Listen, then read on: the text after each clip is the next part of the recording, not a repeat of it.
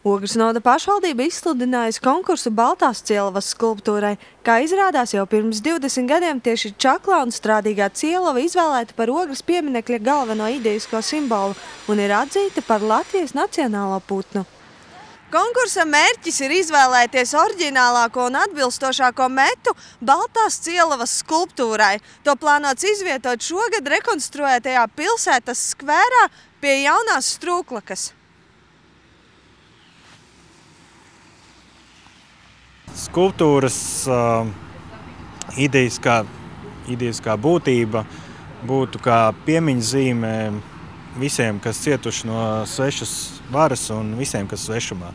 Šie vārdi arī būs rakstīti šajā te, vai pieminekļa kādā zīmītē vai pie paša pieminekļa, bet šie vārdi tiks attēlot pašā skulptūrā, tātad parādīsies.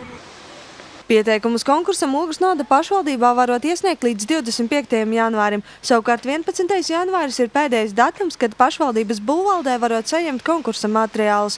Konkrēts skulptūras izvietojums ir atstāts mākslinieku izvēlē. Kā norāda pilsētas mākslinieks, svarīgs ir skulptūras simboliskais vēstījums. Latviešu tautas vienotības ideja, domājot par latviešiem šeit un svešumā, domājot par aicinājumu kādreiz visiem atkal satikties savā tēvu zemē. Konkursa būtība ir tāda, ka konkursa uzvarētājs realizē savu ieceru materiālā.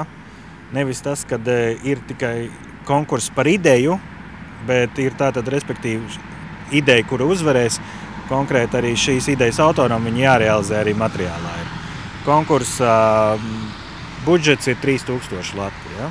Mēs, protams, rēķinamies ar to, ka par 3000 latiem mēs neiegūsim lielformātu skulptūru vai kādu skulptūrālu ansambli, bet tāda arī bija sākotnējā iecere, kad šī skulptūra varētu būt neliela formāta.